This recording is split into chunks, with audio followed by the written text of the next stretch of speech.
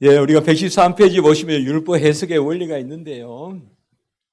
예, 거기 보시면 두 번째 문단에 보면 명령하시는 것을 주시옵소서, 그리고 원하시는 것을 명령하시옵소서.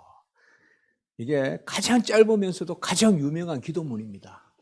예, 그래서 give what you order, 명령하신 것을 주십시오. 그리고 order what you want, 원하시는 대로 명령하시옵소서.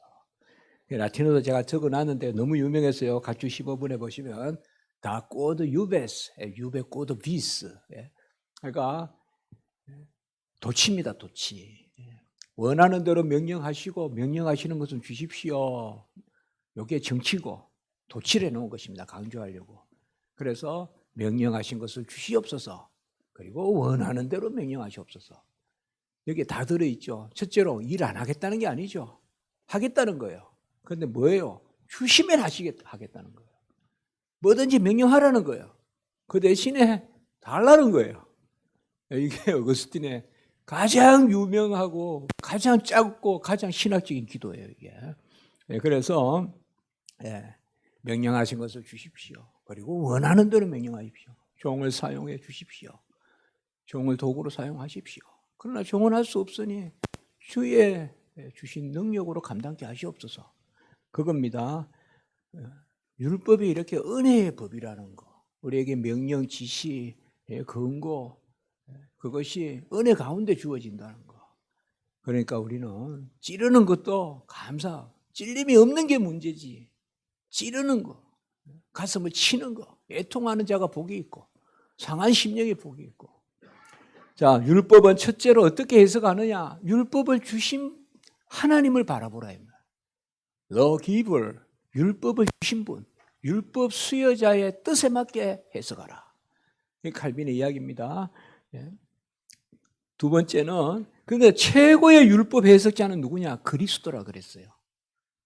그러니까 우리가 사실 모든 것을 십자가를 통해서 봐야 됩니다.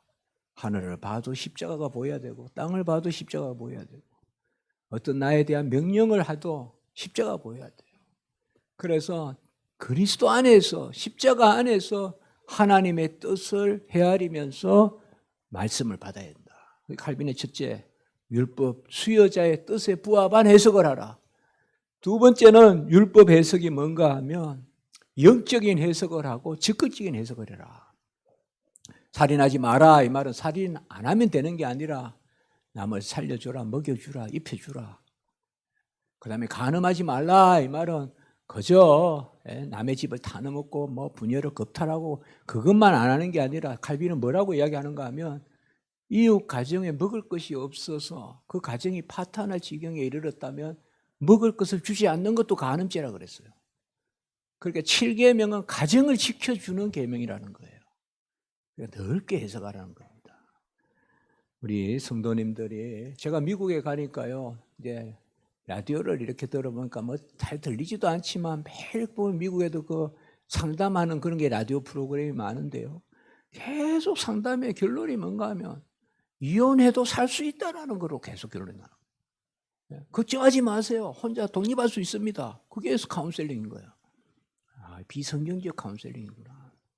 그래서 그 생각을 했습니다. 남의 가정이 깨지는데 동조하면 안 됩니다. 부추겨서 그렇게 하면 안 돼요. 옛날 교회에서 제가 이상하게 그런 걸 좀 잘합니다. 이게 깨진 가정을 뭉치게 하고 이런 걸 좀 해요. 이상하게. 그래서 다시 회복되고 오고, 제가 장년부 이런 거 섬길 때. 근데 다 교회에서 무슨 이혼해야 된다는 거예요. 그래서 제가 마지막 2분 불렀어요. 한 분 불렀어요. 한 분이 중국 가 있는데 한 분 불렀어요. 제가 꼭 묻거든요. 제가 하라는 대로 할 거냐고. 제가 하는 대로 하면 내가 이야기하고 안 하면 이야기 안 하겠다고. 목사님 하라는 대로 할게요. 이야기해 보세요. 무슨 이야기인가요? 꼭 나오는 말이 있어요. 우리 남편은 안 돼요. 이런 말이 나와요, 분명히. 그때 그냥 탁자를 탁 쳐야 돼요. 탁자를. 어찌 그리 이야기하십니까? 기독교는 변화의 종교인데. 우리 집사님도 진노의 자녀에서 은혜의 자녀, 진노의 그릇에서 긍휼의 그릇으로 바뀐 건데 어떻게 남편은 안 된다고 하십니까? 가서 무릎 꿇고 빌어서 가정을 지키십시오. 중요한 것은 가정을 두 분이 살려요. 나는 모릅니다. 두 분의 관계는. 그러나 가정은 깨지 마세요. 가정은 깨지 마세요. 그러니까 다시 회복도 되고 그런 것을 제가 많이 봤습니다. 그냥 뭔가 하면 율법의 해석은 적극적으로 하라는 겁니다. 적극적으로. 왜 우리가 그러면 문 목사님, 문 교수님 우리 그러면 다시 율법주의로 돌아가는 겁니까? 아닙니다. 명령이 더한 곳에 은혜가 더하다 이 말이에요. 그 도를 알아야 됩니다, 우리가. 나는 못해요. 어떻게 보면 막 찔러요. 생각 안 나던 막 그런, 있잖아요. 우리가 연약함이 더 많이 떠오를 때가 있잖아요. 그때는 피하려고 하지 마시고, 오히려 은혜로 맞서야 된다, 이 말이에요. 그겁니다. 그러니까 넓게 해석하는 자가 복이 있습니다. 왜요? 많은 찔림이 있을지언정, 많은 은혜가 있는 줄 믿습니다. 그겁니다, 그거. 그러니까 우리가 마침 막 그냥 무슨, 몸이 결린 사람같이 하나님 말씀에 무슨 결린 사람같이 막 저건 지키고 저건 못 지키고 그래서 저거는 멀리해야 되고 그런 성경은 읽기도 싫고. 저도 옛날에 보면요 창세기 잘 읽습니다. 창세기는 또 좀 꽤 재미가 있어요. 출애굽기도 잘 읽는데 한 14장까지는 잘 읽습니다. 막 홍해 건너고 그러다가 이제 서서히 20장쯤 되면 십계명 나오면 읽기가 싫어요 이제. 그러다가 레위기에 가가 내가 거룩하니 너희도 거룩하라 이러면 그냥 닫아버려요. 내가 어떻게 거룩하냐? 하나님의 거룩한 만큼 어떻게 거룩하냐 이거예요. 그리고 레위기에 제사법 이런 거 나오면 이제 닫아버려요. 계속 그 정도까지만 읽어요. 저는 그게 작심삼일이 그까지예요. 근데 나중에 이제 저는 배운 것을 감사해요. 칼빈의 신학 배운 걸 감사하고 배웠어 아는 건 아니지만 하나는 은혜로 알지만 그래도 배운 걸 감사하는 것은 이제는 버릇이 돼 있어요. 애통하는 게 복이 있고 공고함에도 은혜가 따르고 오라 나는 공고한 자로다. 한번 볼까요? 우리는 오라 나는 공고한 자로다. 항상 명령만 읽어요. 명령만 읽어요. 로마서 7장부터 명령만 읽는데 그 주변에 은혜를 안 살피는 겁니다. 그리고 그 명령을 요절로 삼아요. 그 주변에 은혜를 요절로 삼아야 되는데 로마서 7장 24절 오라 나는 공고한 사람이로다 이 사망의 몸에서 누가 나를 건져내라. 이것은 분명히 성화 단계에 있는 사람의 이야기예요. 거듭난 사람인데도 공고한 거예요. 25절을 우리가 잘 읽어야 돼요. 우리 주 예수 그리스도로 말미암아 감사하리로다. 같이 합니다. 공고하면은 감사함이 따른다. 전부 이렇다고요. 성경에 보면 이런 구절들 전부 이런 구절이에요. 영접하는 자, 그 이름을 믿는 자에게 하나님 자녀가 되는 것을 주셨다 해놓고 그 다음에는 혈통으로 육종으로 사람의 뜻으로 난 것이 아니고 하나님의 뜻으로 난 자들이라. 영접도 믿음도 내가 하는 게 아니라 하나님께서 난 자로다. 택함 받은 자들이 영접하는 거예요. 택함 받은 자들이 믿는 거예요. 그러니까 영접도 믿음도 은혜인 거예요. 내가 하는 게 아니라. 너희는 내가 하는 일을 나도 너희도 할 것이요 나보다 큰 일도 하리라. 내가 이는 하나님께 감이라. 요한복음 14장 12절. 예수님이 나보다 큰 일도 하라 그러니까 아이고 또 어떻게 하냐. 명령이 왜 이렇게 많냐. 근데 13절에 뭐예요? 너희가 내 이름으로 무엇을 구하든지 내가 친히 행하리니. 항상 명령 옆에는 약속이 있어요. 하나님이 하시겠다는. 그래서 아까 말씀드렸죠. 내가 할 수 없는 것이라도 명령하셔서 하나님이 친히 이루실 때 그걸 뭐라 그랬죠? 달콤함이라고 했다. 달콤함이다. 그래서 버릇과 같이 아니 미국에 가니까 제7계명 미국에는 학교마다 10계명을 걸어놓잖아요. 그런데 제가 갔을 때요. 제7계명을 바꾼다는 거예요. 강제로 간음하는 죄는 외에는 늘 짓지 마라 이렇게요. 간음하지 말라를 강제로 간음하지 말라 이렇게 바꿨다는 거예요. 그게 무슨 말이냐. 젊은 아이들이 서로 간에 간음하는 건 괜찮다는 거예요. 그렇게 국가에서 미국 국가에서 법을 바꾼다는 거죠. 그러면 그게 은혜입니까? 교회가 하나님의 명령을 축소시키는 것.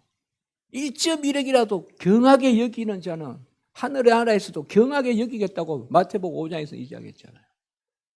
그래서 우리를 율법주의로 막 끌어묶으려고 그럽니까? 오히려 왜 구약시대 때는 살인하지 말라까지만 했다가 신약시대 때는 오리 가자면 심리 가고, 예? 쏘고 달라면 겉옷도 주고, 그렇게 하라 합니까? 그럼 신약시대가 더 그냥 속박입니까? 신약시대가 더 얽매이는 것입니까? 명령이 크면 은혜가 큽니다. 이 신약시대 은혜가 크기 때문에 큰 걸 명령하는 거예요, 우리가. 그러니까 내가 한다 하지 말고 내가 한다. 성경을 들었으니 시편 126편 봅시다. 시편 126편.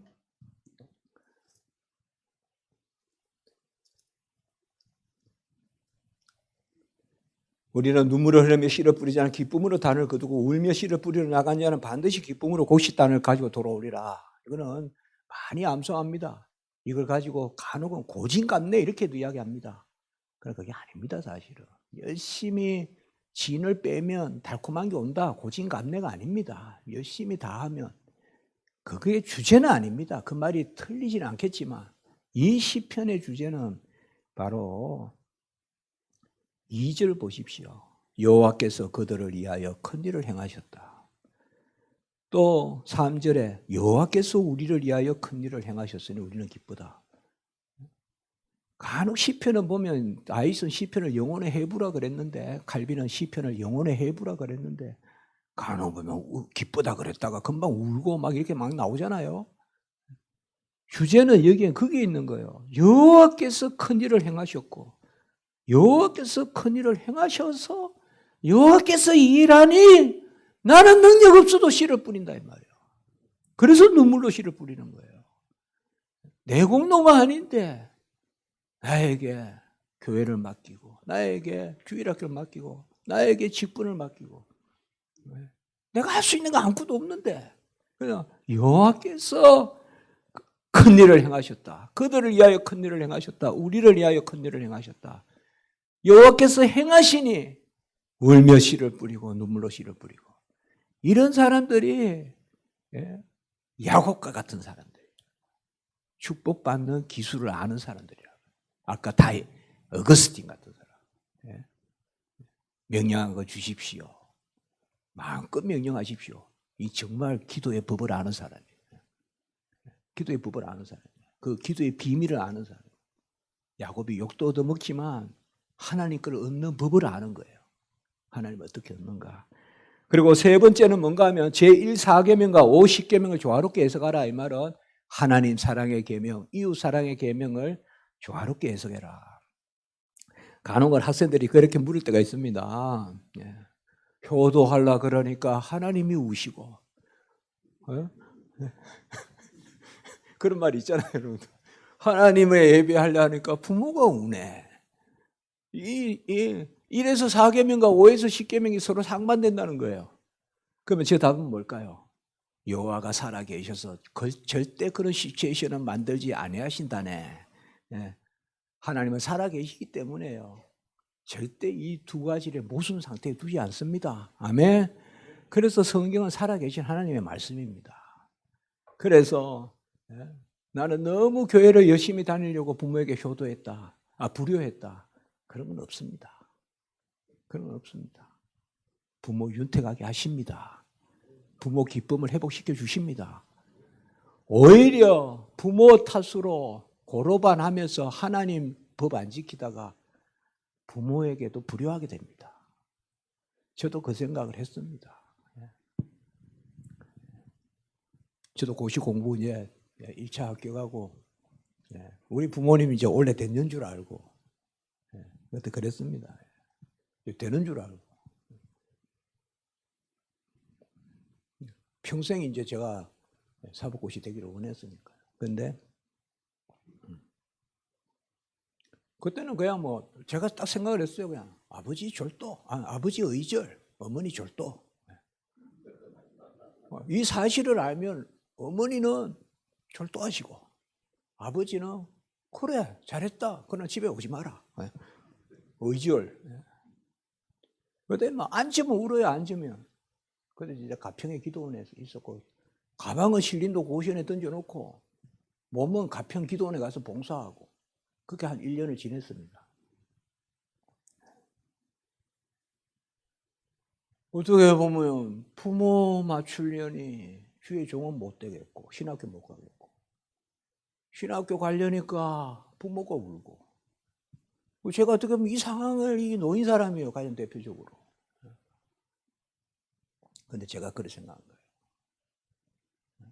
내가 하나님 앞에 기쁨을 누리는 거, 그게 궁극적으로 부모님이 기뻐하시는 거 아닐까? 부모가 자식에게 원하는 게 뭘까? 사법고시일까? 그가 진정 기뻐하는 거. 혹시 잠시의 오해는 있고 잠시의 서운함은 있을지 모르나. 그래서 제가 아주 오랫동안 기도하고 가족을 모았습니다. 상주에서. 자, 가족 다 모이시오 해가지고 선포를 했죠. 선포를 하니까 이제 그래 잘했다.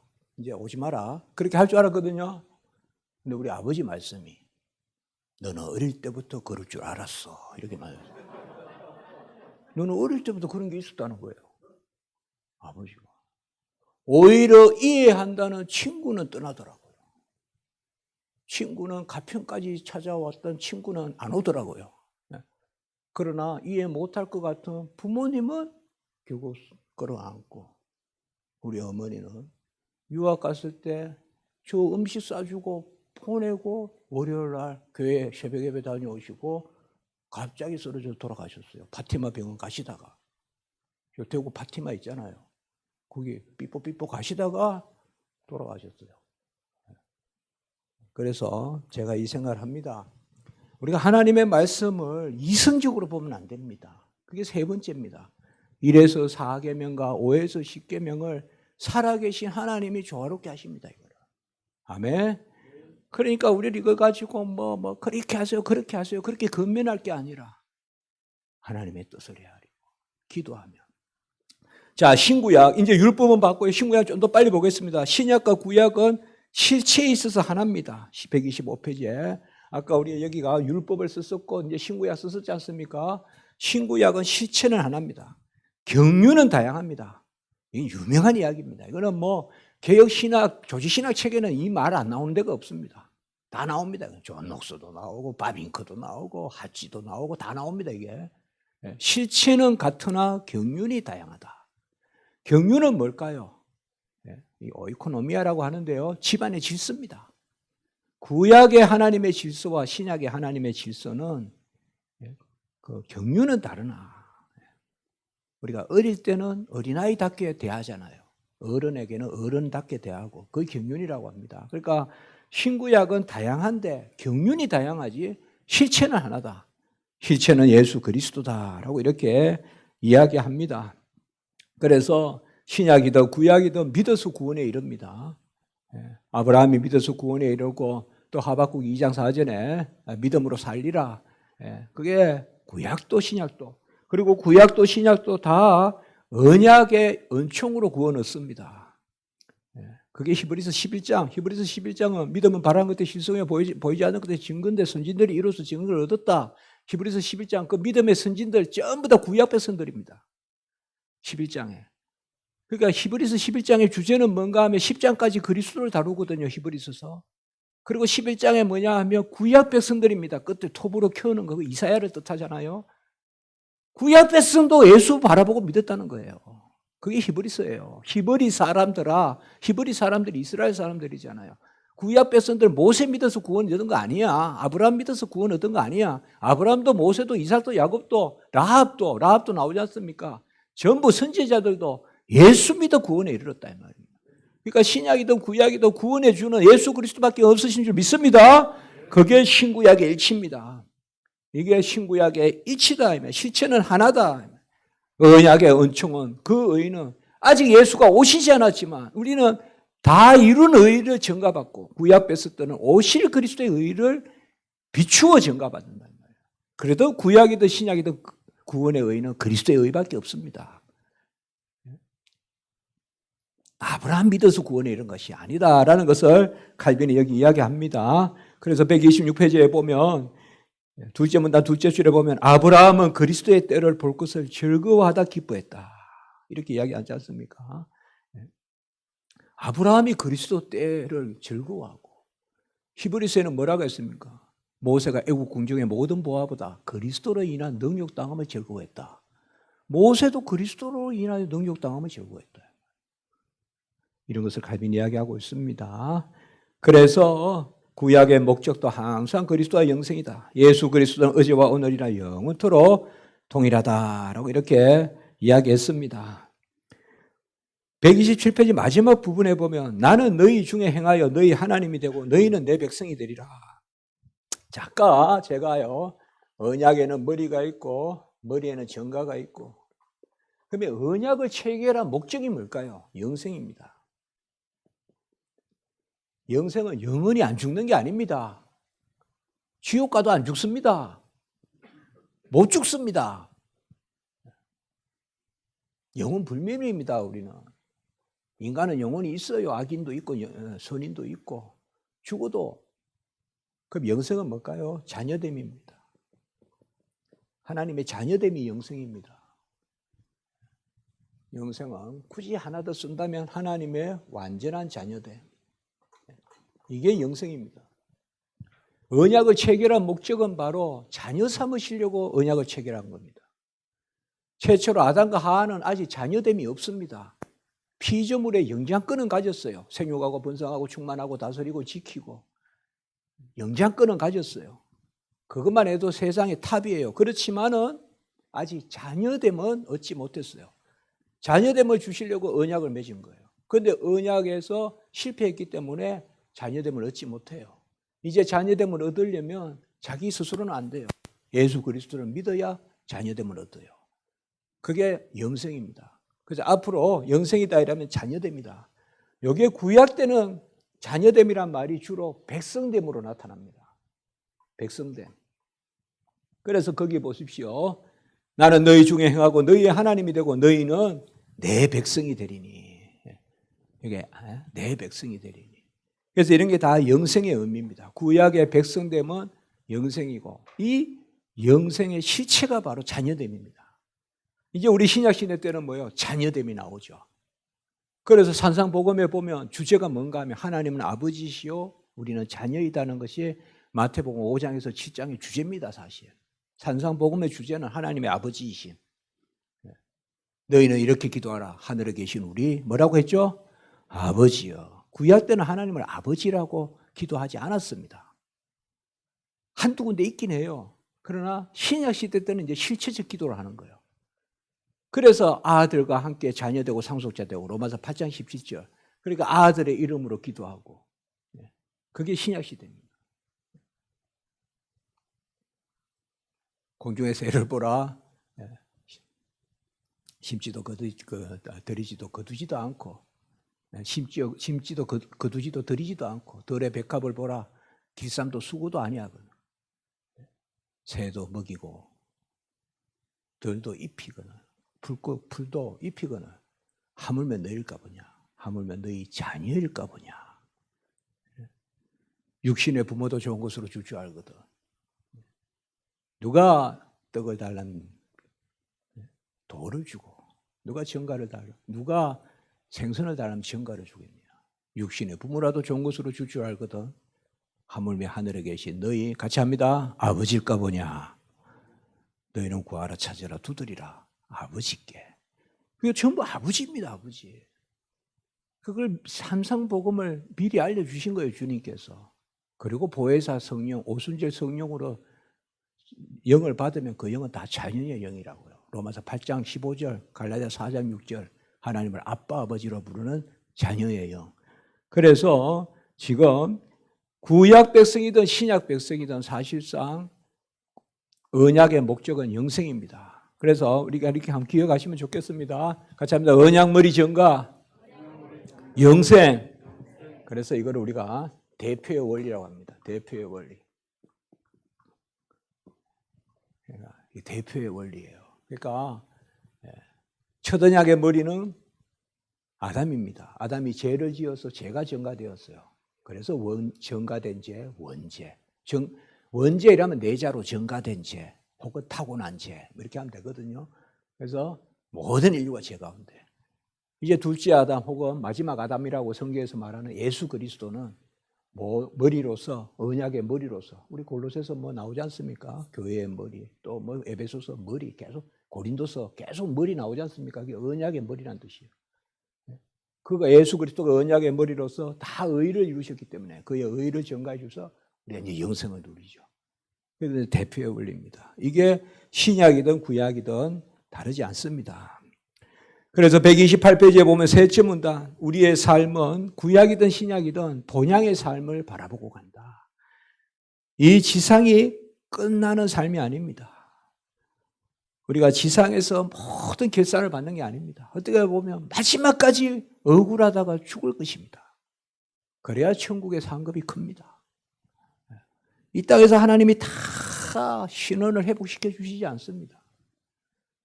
초대교회 그 많은 순교자들이 마땅히 이 땅에서 누릴 것을 누리고 죽었습니까?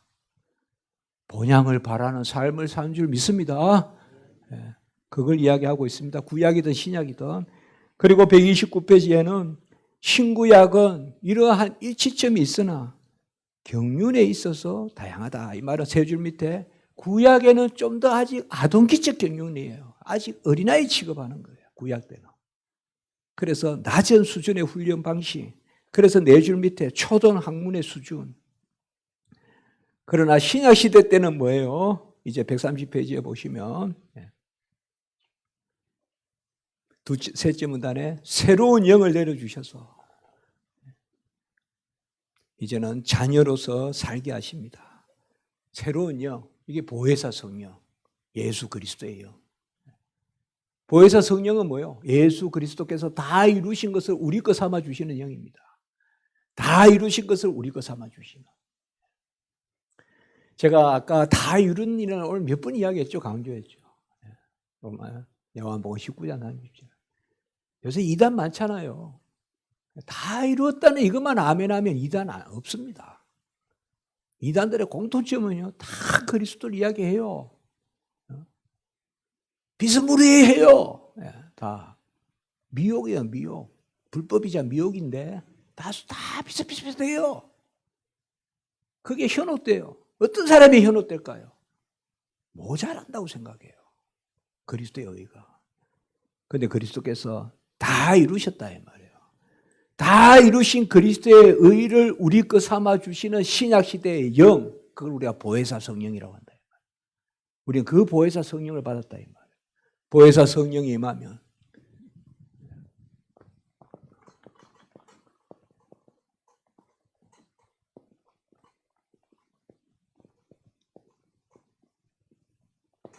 같이 합니다. 의의 지원과 방식은 보혜사 성령의 임재다.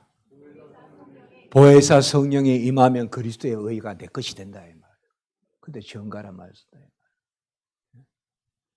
하나님의 약속은 그리스도 안에서 얼마든지 예가 되니 그는 즉 우리가 아멘하여 하나님께 영광을 돌리게 되느니라. 고린도후서 1장 20절. 예는 예수님이 하신 거예요.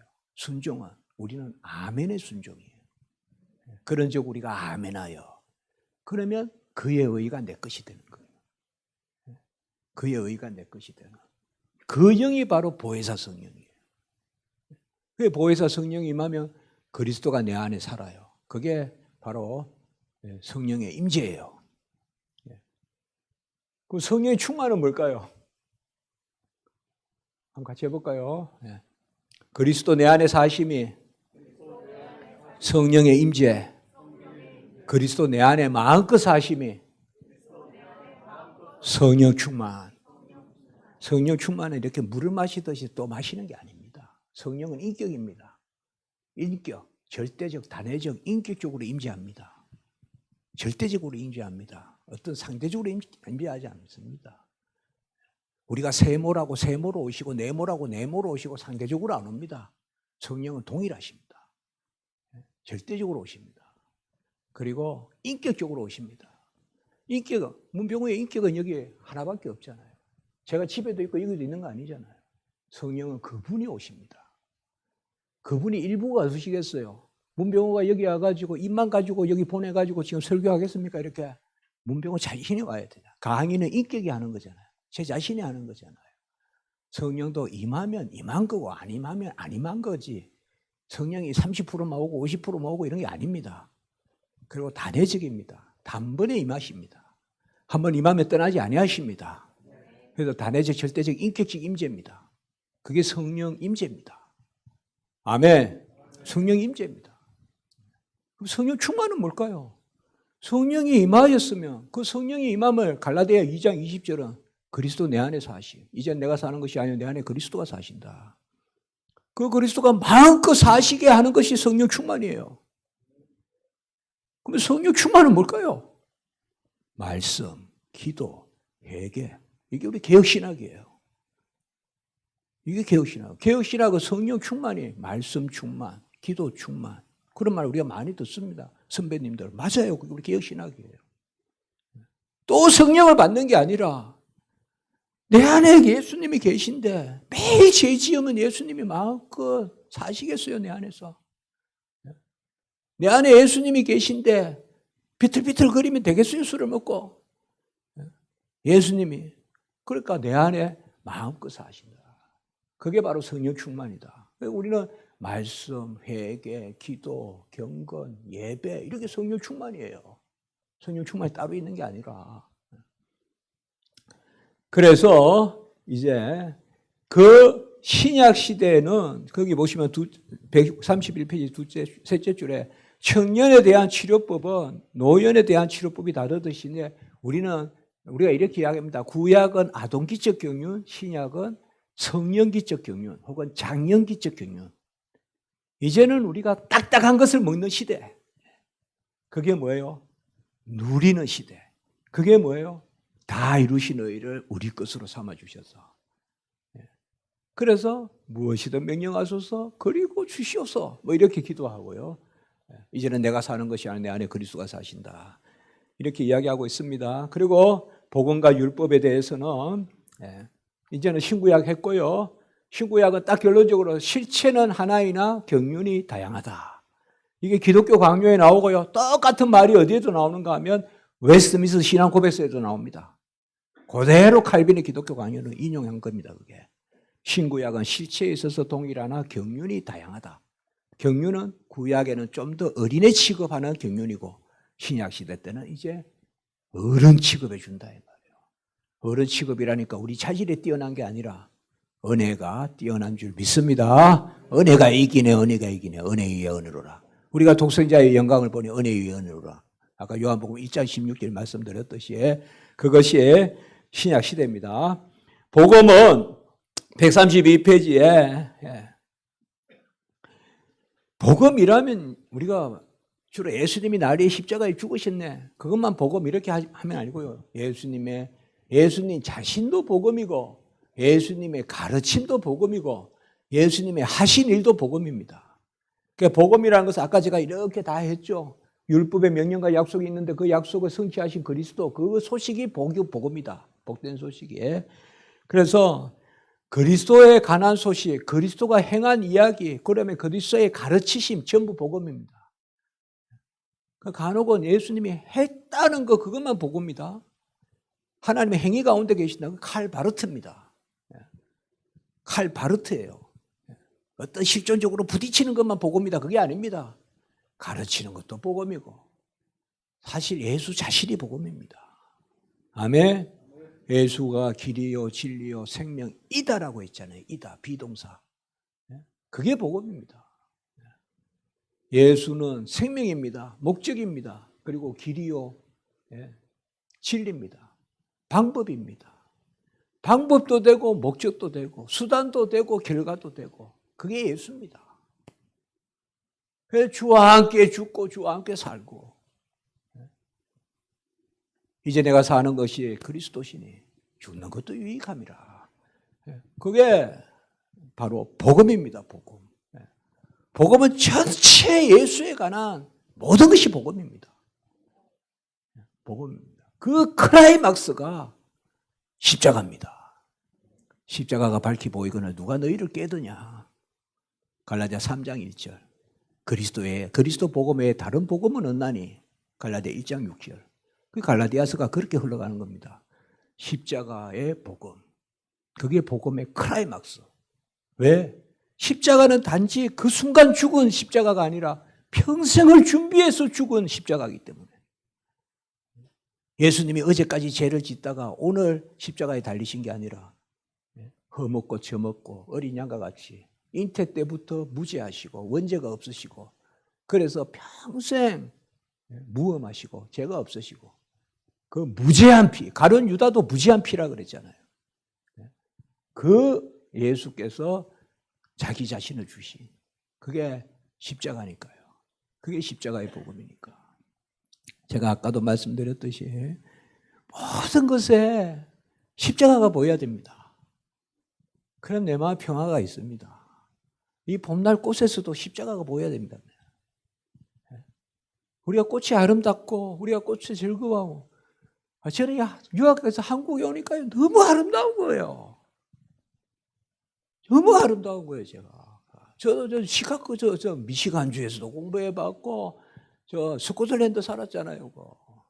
스코틀랜드 꽃이 없어요, 별로. 여러분 브레이브 하트인가 그 영화 보면 뭐 가시꽃 같은 거 그런 거밖에 없어요, 거기에. 나무도 수종이 별로 없어요. 여러분들 제가 가만히 보면 저 여행 잘 다니는데 여행 가는 분들 보면 좋다 하는 것은 돈이 아까우니까 미안해서 좋다 그러는 거지. 좋아서 좋은 게 아니에요, 여러분들. 아니 300만 원 쓰고 갔으니까 미안하니까 집에 와서 야 경치 좋더라. 경치가 뭐가 좋아요? 집이 경치가 좋지.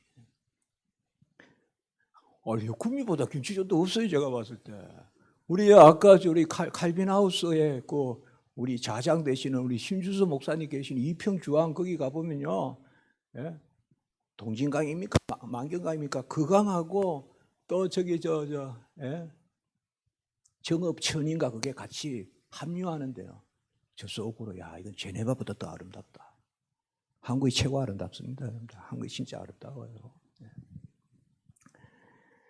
예수 그리스도와 은혜를 받으니까 다 아름다운 거예요. 다 아름답습니다. 우리 이 교회는요, 이거는 우리나라에서 전국의 목사님들이 여기 좀 탐방 가야 돼. 이 교회 이거 보고 좀 지어야 됩니다. 제가 괜한 이야기 아닙니다. 제가 이런 말 해본 적이 없습니다. 아까 목사님들 저는 처음에 생각했는데 저 뒤에도 가봤거든요. 목사님 그냥 계단 하나, 벽돌 하나 전부 다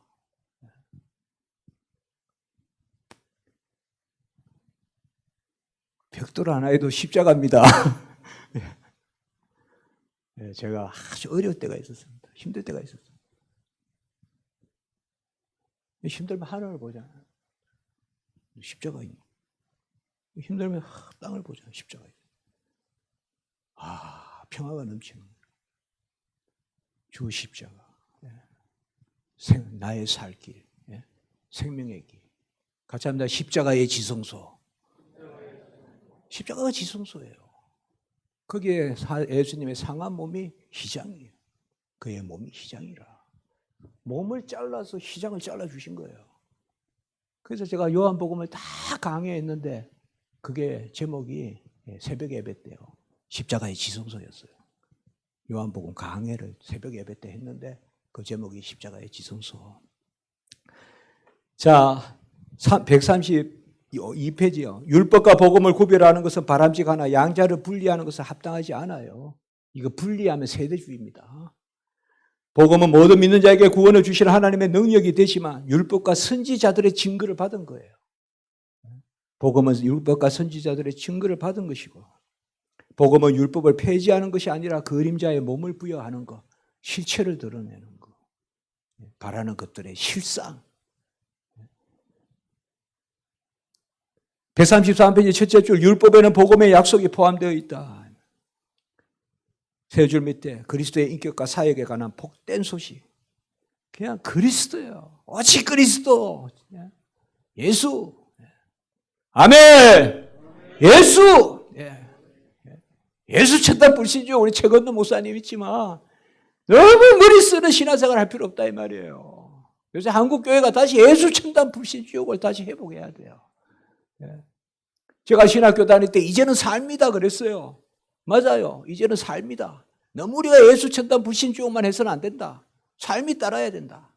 예? 그러면서 뭔가 긴 커튼을 내리고 테라스에 어제 탁자를 놓고 커피를 마시고 스터디를 하고 좋아요. 뭔가 교회가 좀 새로운 모습, 온누리 교회 이런데 이제는 삶이다. 맞아요. 그런데 신학교 다니고 30년이 지났는데 이제는 삶이 나아졌습니까? 요새 그리스도인의 삶이 더 허무할 만합니까? 제가 봤을 때는 오히려 은혜를 놓쳤어요. 예수 천당 불신 지옥에 은혜가 있으면 삶이 다릅니다. 아멘! 그거 놓치면 안 돼요. 너무 머리 쓰는 신앙생활을 해요. 너무 윤리적인, 윤리가 복음을 밀어내는 시대예요, 지금. 복음이면 윤리가 따릅니다. 주 나를 위해 죽었네 하면 300데나리온 빚 안 갚아도 용서합니다. 1만 달란트 빚진 탕감 받은 것을 아멘하면. 지금 그겁니다, 여기서요. 그리스도의 인격과 사역, 그리스도의 은혜가 있으면 모든 것이 아멘이거든요. 제 기도 제목이 그렇고 신학교에서 가르치지만 해라 설교하지 마라, 신학생들이요. 이다라는 설교해라. 기뻐하라고 누가 기뻐할 수 있겠냐. 그러나 그리스도 나를 위해 죽으셨네 하면 평생 기뻐한다. 좀 이다라고 전해라. 누가 범사에 감사할 수 있겠냐. 하루에도 감사하고 또 불평하는 게 하루에도 수만 번 왔다 갔다 할 텐데 마음이. 그러나 주 나를 위해 다 이루시고 그 의 다 내 거 삼아 주셨네 하면 감사한다. 아주 그냥 스텝이 그냥 감사하면서 뛰어다닌다. 예수의 이름으로 안전뱅이가 나으니 뛰며 찬송하며 성전에 들어갔다 아닙니까? 나면서 안전뱅이 된 자가 요한과 베드로가 은금은 내게 없거니와 내게 있는 것으로 내게 주는 나사렛 예수 그리스도 이름에 일어나 걸어라. 그는 평생 구걸했습니다. 평생 그냥 엽전 하나 받아서 밥 먹고 살았겠죠. 그것도 뭐 하나 받으면 3개 받으면 한 2개는 또 들다 준 사람이 다 또 가져가겠죠. 그런데 그 성경에 보면 그가 병이 나왔고 한 게 보면 기뻐 뛰며 찬미하며 성전에 들어간다. 평생 그는 미문 앞에서 솔로몬 행각 앞에서 솔로몬 행각도 그렇고 미문도 그렇고 다 성전 앞에 있단 말이에요. 그럼 평생 성전에 못 들어간 사람이 병이 나으니까 성전에 들어갔다. 그 믿음은 누가 주었을까요? 그래서 같이 합니다. 예수로 말미암아 난 믿음이 그를 완전하게 하였다. 이거 보고 우리가 식사하겠습니다. 사도행전. 저는 이거 읽으면서요 아멘 했어요. 그 믿음도 누구로 말미암아 난 믿음? 예수로 말미암아 난 믿음이에요. 안전뱅이의 믿음이 아니에요. 예수로 말미암아 난 믿음.